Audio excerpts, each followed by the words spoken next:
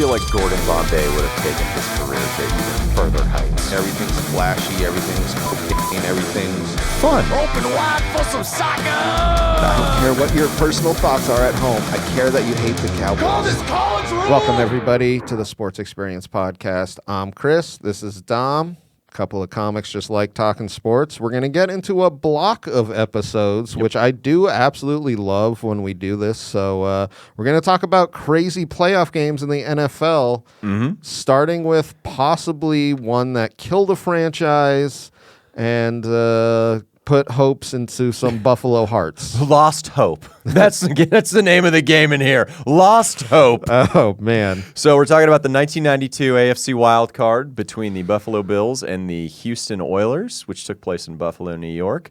Before, like we did in our last blocks, just a little intro as far as like where we were with these teams at the time before this game.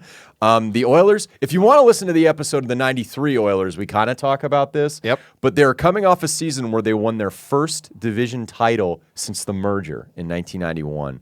They had just lost a heartbreaking John Elway patented comeback in the divisional round the year before, and they were humming in 92. They were a great team. They were probably the most talented team in the AFC. Yeah, Warren Moon slinging it. Warren Moon was in his prime. He made a Pro. He only made 10 starts, though, that year. I don't know if you saw Yeah, that. he had like 5 games off from injury. He had small fractures in his upper left arm from a spear from the Vikings' Vency Glenn and also a concussion, but they went 4-2 with Cody Carlson, who was the highest paid backup that year. And Moon still made the Pro Bowl. Yeah. And in their patented run and shoot, they were the most, if not the Bills, they were the most dangerous offense that year in the AFC. They ran, unlike any other team in the league, they ran 4 wide receivers Oh, yeah. at once. 3 of which that year made the Pro Bowl with Haywood Jeffries, Curtis Duncan, and Ernest Givens, which you're lucky to get one guy in the Pro Bowl, Yeah. let alone 3. Exactly. And then they brought in Webster Slaughter to replace Drew Hill, and he was a fantastic receiver, like a fantastic secondary receiver for them. Lorenzo White had a Pro Bowl year that year at running back, had over 1,200 yards rushing, and their offensive line had 2 Hall of Famers on it with Mike Munchak and Bruce Matthews. So they were a stacked team. They were stacked. There's not, yeah. Their defense, this is before Buddy Ryan got there. They were 9th in points against Lamar Lathan and Al Smith, who had made the Pro Bowl as their linebackers. Up front, they were stacked too. They had William Fuller and Sean Jones, and Ray Childress was an all-pro in the middle. Well, I want to say this about the Oilers because I found it so interesting. They had only let more than 29 points against them during the season 2 times. Mm-hmm. And then in this game, the Bills scored 28 points in 1 quarter. So, like, that's how unbelievable it is. Because it's not like Oilers, like, squeaked into the playoffs and they were a great team with a great defense. Oh, yeah, no, and even their secondary was good with guys like Chris Dishman, Jerry Gray, Bubba McDowell, and Marcus Robertson. That guy played forever, too. Yep. Good, decent special teams, the Greg Montgomery and Al Del Greco. The only reason they're playing, though, in this game, they should have rightfully won that division. They lost that year to Pittsburgh twice. Because they lost, if they had won that division, they would have had the number 1 seed in the AFC. And not had to play the Bills. And not gone on the road either, which is terrible. One thing I did want to add, though, in Week 17, they played Buffalo, the last game of the regular season at the Astrodome. And they slaughtered them. And they hurt Jim Kelly. Oh, yeah. He suffered a knee injury in this game to where he's not going to be ready for Wild Card weekend, or even beyond, which we'll discuss later.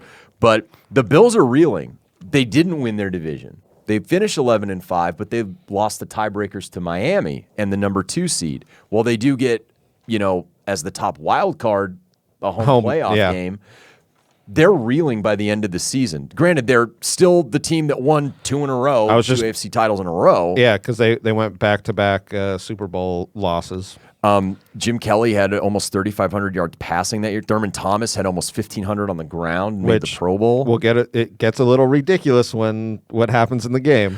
Kenneth Davis had over 600 as a backup, though. Yes. Which, I mean, he was really good. He was a good player. James Lofton and Andre Reed both made the Pro Bowl. They're both in the Hall of Fame. Mm-hmm. And then Pete Metzelaars and Keith McKellar were their tight ends, and 6 touchdowns for Metzelaars this year. So he's kind of finding some different weapons as the team's moving on.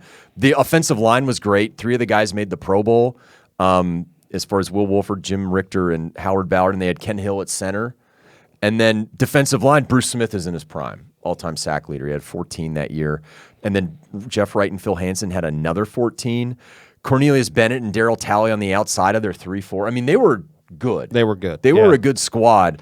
Unfortunately, they're missing Bennett for this game. Yep. So they're hobbled. Their secondary was good. Nate Odoms was a perennial Pro Bowler for them. And they have 2 new specialists in Chris Moore and Steve Christie, both from the Buccaneers, and the last one of which we'll discuss later.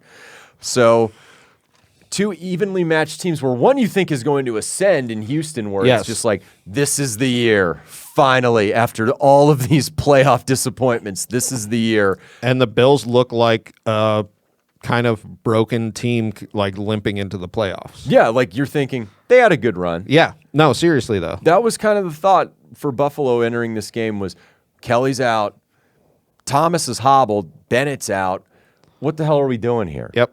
Now, January 3rd, 1993, the game begins.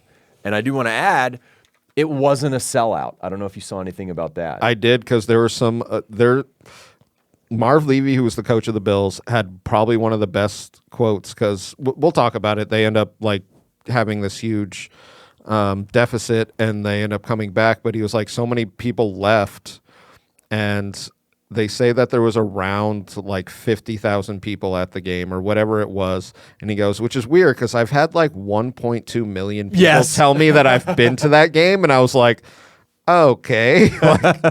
Oh, yeah, I was totally there. No, you didn't. You left in the first quarter, and we know why. Yep. We know we're going to get into why. So the first drive of the game, Houston receives a kickoff, and they get the ball.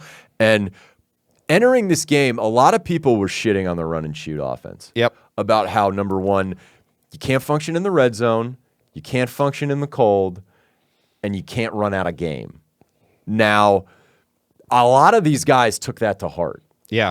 Especially Moon and the receivers, who were like, that's fucking bullshit. Yeah. And in this first half, you could argue this was that offensive formation, that offensive philosophy put on full display to perfection, I think. I think it'd be tough to argue that. Well, if you look at the numbers on this first half from Moon, it's kind of ridiculous. He went 19 of 22 for 218 yards and 4 touchdowns. Oh, yeah. So it's not even like they literally controlled the ball for like 80% of the time in the first half. And that's the thing. It was ball control because you're dinking and dunking, which are just extensions of the run game. Yep. So that first drive, they go 14 plays and 80 yards. It was insane. He was just shredded. He was just carving them. Yep. He was just carving Buffalo's secondary. And there was a huge play by Lorenzo White on a 4th and 1 to extend the drive. Yep. And I'm pretty sure they were thinking, I don't care if Frank Reich is the quarterback. This is still the Bills. We need 7s, not 3s. Yes. So he throws a touchdown pass to Haywood Jeffries from 6 yards out, and they're up 7-0. And then the Bills get the ball, and they're actually moving it quite well because Thurman Thomas is still in the game. Yes, at this point. They end up getting deep into Houston territory after a big play to Andre Reed down to the 17 for 18 yards. And then there's a 3rd down incompletion, and they have to settle for a field goal with Steve Christie from 36 yards. So it's 7-3. It's 7-3. They're still in the game. It was like that was a nice way to answer back. But then the Oilers just say, I don't give a shit. White has a huge draw play. There's a bomb to Jeffries with just an incredible. He should have made the catch. It was just an incredible effort. Givens gets down to the 44 on a big pass play. And then they drive the ball down to the Buffalo 25, where there's a huge play from White again to get down to the 10. And then there's a play action to Slaughter, and they score again. It's just a laser. Yes. And like you were saying, Warren Moon in this first half really cuts this good defense up like they're almost not there. I mean, you're up 14-3, and you have 2 consecutive 80-yard drives. There was a good one of I think it might have been the quarterback coach coming up to Moon, just going, they can't stop you. Yes. They can't stop you.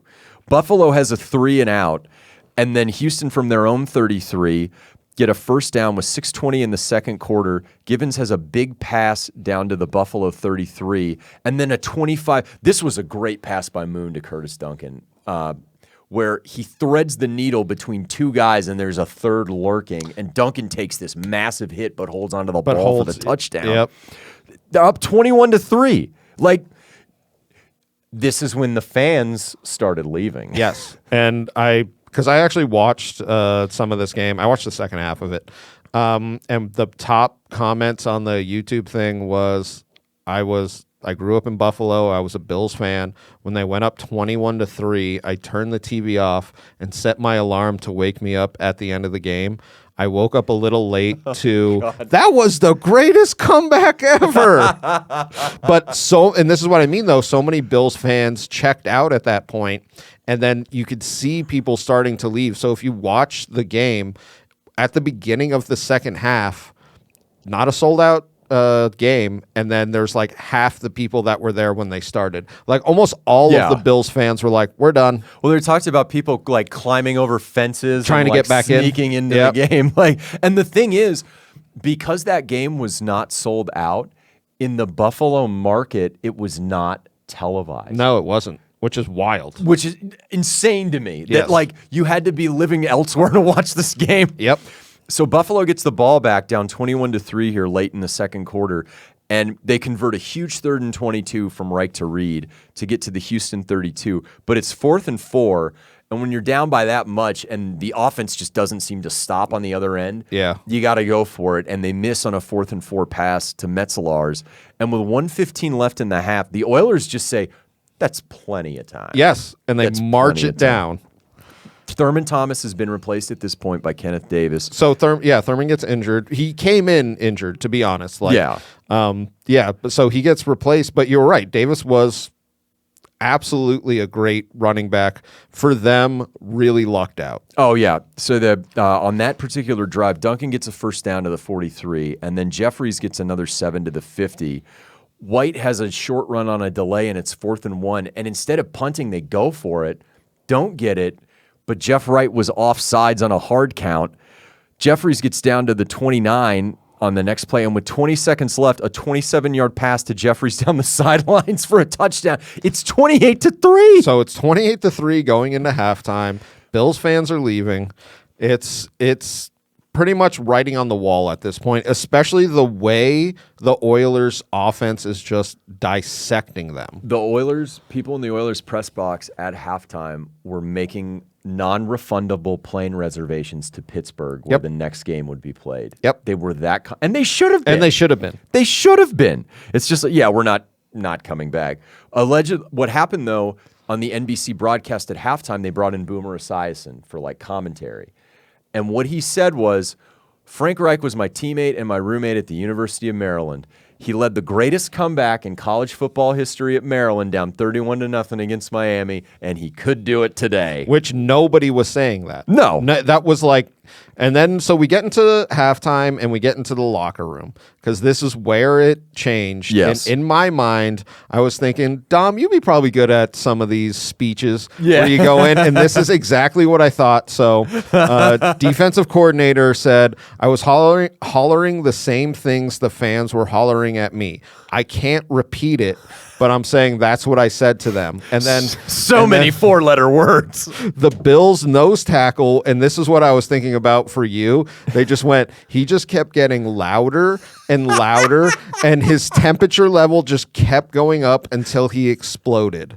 And that's what I was thinking. I was just like, he just like kind of like went in a little, and then it was just like, please tell me he ended with sugar tits in the third row. Let's talk about the fourth quarter run game. God damn, that's right. So they come out of halftime and the Bills get the ball.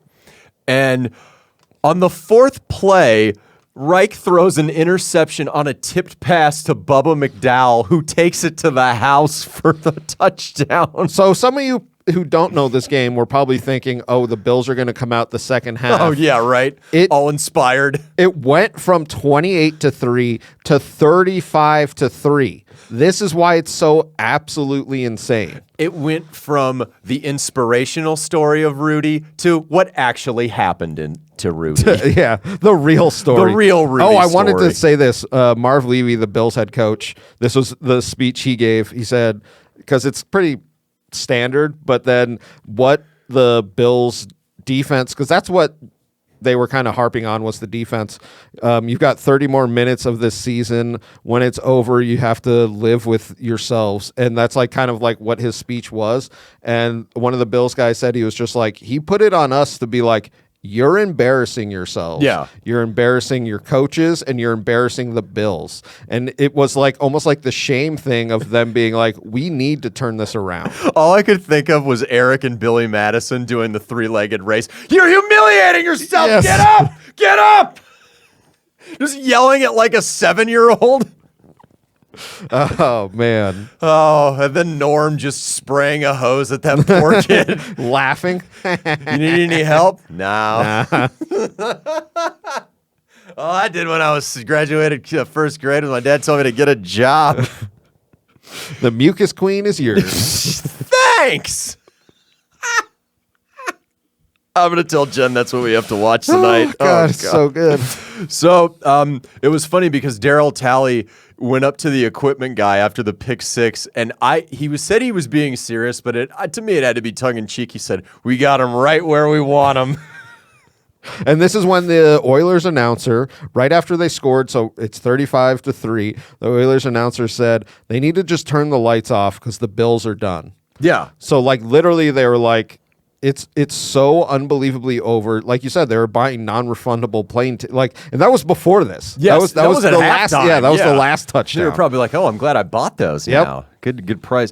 So the Oilers are kicking off, and to me, this was the biggest. This might have been the biggest play because Al Del Greco, as he's going up to kick the ball, slips and he hits one of the guys on the first wave. Hits him in the back of the helmet, and it's a live ball, which Houston could have recovered. Yep.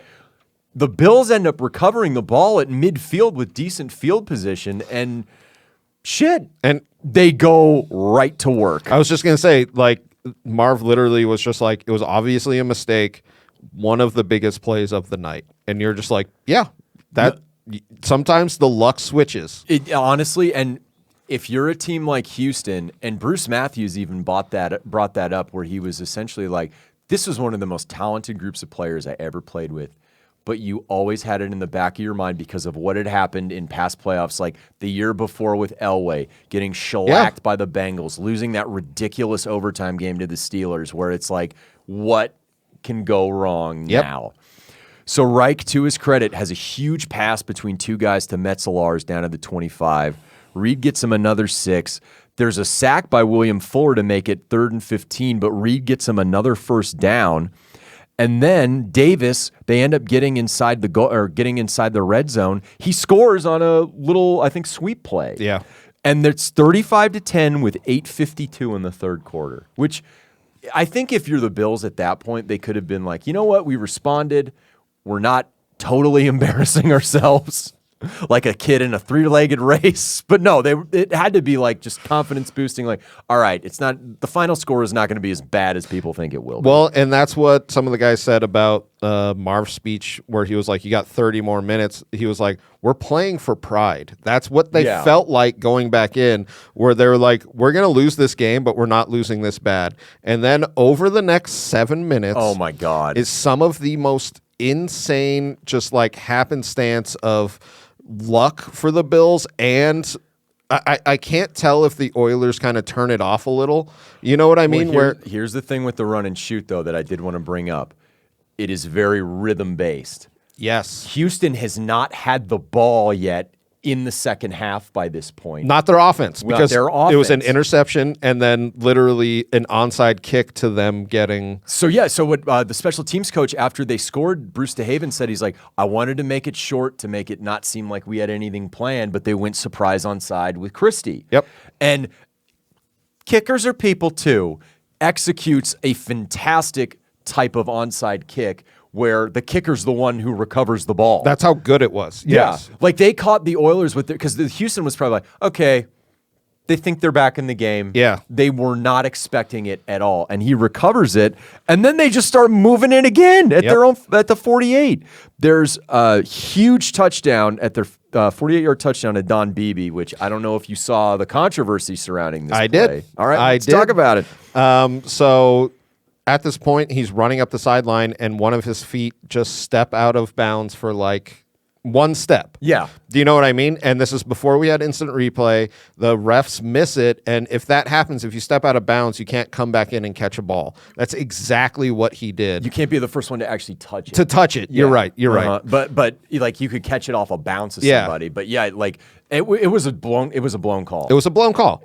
Which happens. Yes.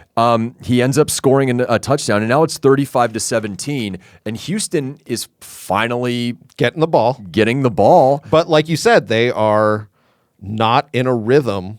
It's been 7. So this is at like 7:46 that they scored that last one in the third quarter. They're not in a rhythm. This is the first time that the Bills make them punt. Exactly. That was something that because you look at how dominant the Oilers were in that first half, and you're like, they never had to punt the ball in that entire time. They didn't even try for a field goal. No, they didn't even try for a field goal. Exactly. Literally, the only thing the kicker was doing was kicking off. Yeah.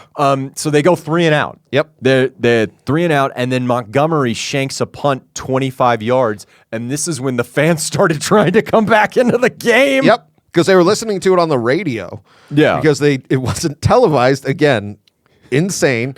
But so the stadium actually closed. They said, we're not letting people back in. They just started climbing the fences and just going in. Oh, yeah. And then the stadium opened it back up. They were probably just like, we're not stopping these. These are people who get so drunk they break tables. That's true. That's like, this is Bill's these are the parents of Bill's Mafia, essentially. So they get the ball back. There's a couple big passes to Lofton and Beebe, and Davis has a run down to the 26th, and then Reich finds Reed again. Yep. With 4:29 in the third quarter on an out and up where it was a Houston secondary in this second half just had so many busted coverages. Guys, Bubba McDowell talked about how on that play, Jerry Gray, the corner, was signaling it to him to go like that. McDowell thought that was where he wanted McDowell to cover. Gray was signaling that's where I'm going to go. Yes. Both of them ended up in the same spot, and Reed was wide open. Yes. Like walking into the end zone. So now it's 35-24, and even at 35-17, it was still like, yeah, okay. That's still 3 scores. Yeah, whatever. And then 35-24, people are like, this could happen. Like, right, and Houston continues to shit the bed. Moon throws an interception to Henry Jones on the next drive to get down to the 23, which clanged off of Slaughter's hands. Davis had a nice run down to the 20, and then another down to the 18, and it's 4th and 5. And I want to give Levy and the offensive staff credit for this. They went for the jugular. I was just going to say, they didn't kick a field goal. This is pre-1994. You can't go for 2. No, yeah. 8 points is still a 2-score game. Yep. And the ball's on them for Reich to go on 4th and 5 and find Reed. Houston was actually in the right spot on this play. He made an incredible pass to make it 35-31. It was in double coverage that he made that pass through. He didn't look Robertson off enough. But Robert, who was in the correct position, he waited too long to break, and he snuck it in there to Reed. Yeah. And at 35-31, if you're Houston's sideline, you have to be like, what the hell just happened? No, seriously. Like, as much of an avalanche as those first half points were for Houston, they were executing long drives. It wasn't like it was just like a guy goes 80 yards for a touchdown. Well, like I said, they scored 28 points in the third quarter. That's not even the whole story of it. They scored 28 points in like 8 minutes. Yeah. That's the shift in this game is so unbelievably insane. If you watch it, it really is something that you probably will never see again. So both teams now are kind of trading possessions. They're not really necessarily scoring. Yep. And the wind is starting to blow. Moon starts to put together a pretty good drive as far as them moving the football. There's a huge roughing the passer penalty on Jeff Reich to give him 15 extra yards. They end up trying for a field goal at their at Buffalo's 26. And it's a little cold out there. It is very cold out there. And what happens, Chris? I couldn't tell if it was a missed snap or a missed catch. You know how like sometimes it's like the field goal holder, it just like you just couldn't tell if it was one or the other or both. The snap to me was good enough. Yeah, that's what I think. Good enough. I think it was just cold, and Montgomery couldn't handle it.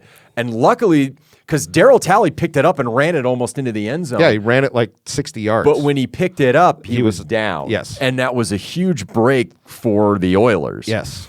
We get to 6:53 left in the fourth quarter here.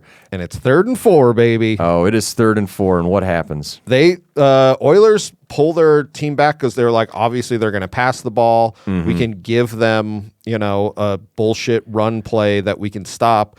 But they couldn't stop Davis. No. And this is one of the biggest plays because they almost were saying, we know what you're going to do, and you can't do it against us. And then Davis runs for 35 yards. So, and it's interesting because on this play, it was a not great snap and a kind of bumblefuck exchange between Reich and Davis. Yeah. And to Davis, he almost scored on this play. Yes. Which was insane. It was like a lucky tackle mid wherever it was. You know what I mean? It was interesting. That play, I feel like, because it could have went either way. Like you were saying, not a great snap, not a great handoff. Yeah. And Davis, to his credit, really took it. Yeah. They have a big 3rd down at the 26, which is converted by Reed. And then at 3:48, Reed scores again. I know. They not only came back, they took the lead. So now they're up 38-35. Now the pressure's on the Oilers. Give it up to Warren Moon. Absolutely Hall of Famer. Fantastic quarterback. Edmonton Eskimo. He drives them down 63 yards to get a game-tying field goal. So now you're thinking like the momentum, because going into an overtime, you're thinking the momentum definitely has to be with the Bills. Here's the one thing I wanted to bring up about that drive, and Jeffries has talked about it, and I've heard other players on the offense talk about it. Once they got into field goal range, they turned it off. Yes, they didn't try and go for the jugular. I watched just that. Win the game there. It was almost like we're okay with a tie. And it was very interesting. And they were carving them with Slaughter and Jeffries and Duncan up and down the field. This is the first time in the second half, I think there was a minute 30 left, that they looked like the team from the first half. They got back in rhythm again. Yes. And they just turned and they decided to turn it off. Yes. So they end up tying the game with 12 seconds and go to overtime. And because this is sudden death, they won the toss. I know. Oilers win the toss. You're thinking, all right. This offense can do this. All they have to do is get Del Greco in range and get a snap down. Yeah. Essentially. And they just did that. So then their first possession, they make it to 3rd and 3 at their 27. And shit happens. It's so interesting to think of like this is how this game ends, but just a missed pass. Interception by Nate Odoms at Houston's 35. And they say this, if you watch it, it's not a great pass. It's a great pass to the Bills player. Yeah, no. There was controversy with this play because Ernest Givens was being absolutely held by Darryl Talley. Ridiculous holding non-call. But then again, it is overtime. Sometimes refs let some bullshit go. But that one, you're like, that was unbelievably egregious. Yeah, like it was just, I mean, not a good day for the officiating. No. Not a good day. No. At least if you're the Oilers. The Bills, they're like, God, the officials have never been this good. So Buffalo's just thinking, we could actually do this. Let's get out of here as fast as fucking possible. Yes. They run Davis twice just to kind of set the ball up and like move it, see if you can move it a little more. Yep. And then on 3rd down, they send Christie out for a 31-yard chip shot. He drills it. Yeah. They win 41-38 in overtime. 32-point comeback. Still the largest in postseason history. They call it the comeback. Yeah, there's only one word. Yeah, that's what this game is called, is the comeback. What other name would you give it besides Houston, we have a problem? Like, honestly, like what other, when you say the comeback in NFL circles, this is what you reference. I know. Because you referenced 28-3, the other one, the other disturbing.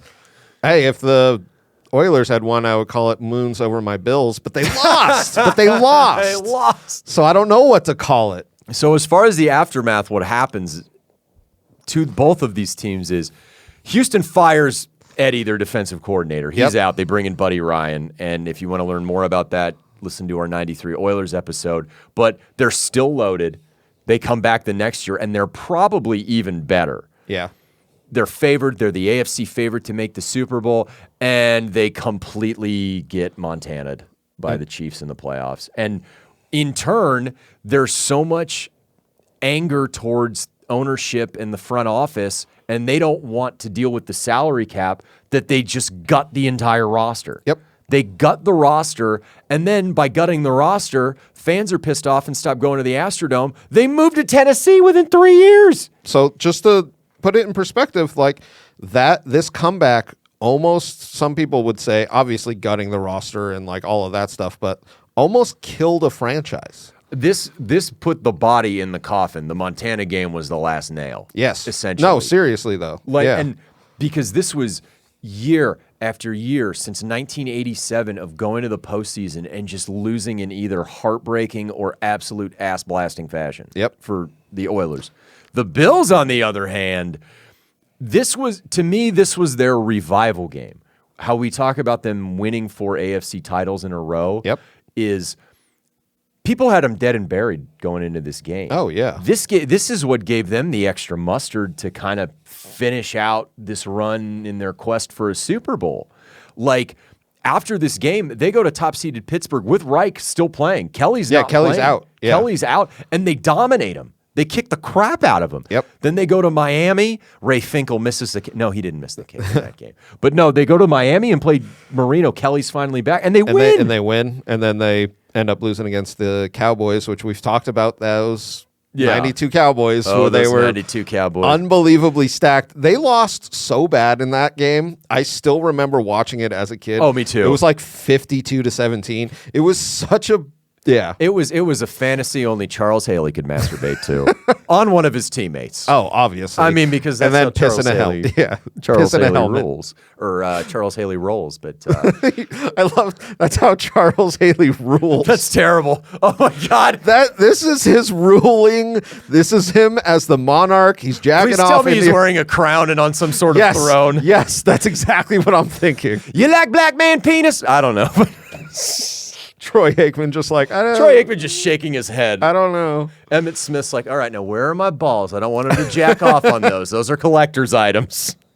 But no, it was an inspiring, ridiculous win that took two franchises in two different ways. You know what I mean? One up, one down. Totally. And in our next episode, we might have something similar. That's right. That's very right. So come back with us. We got a block of episodes on NFL playoff games, and thank you all so much. Appreciate it.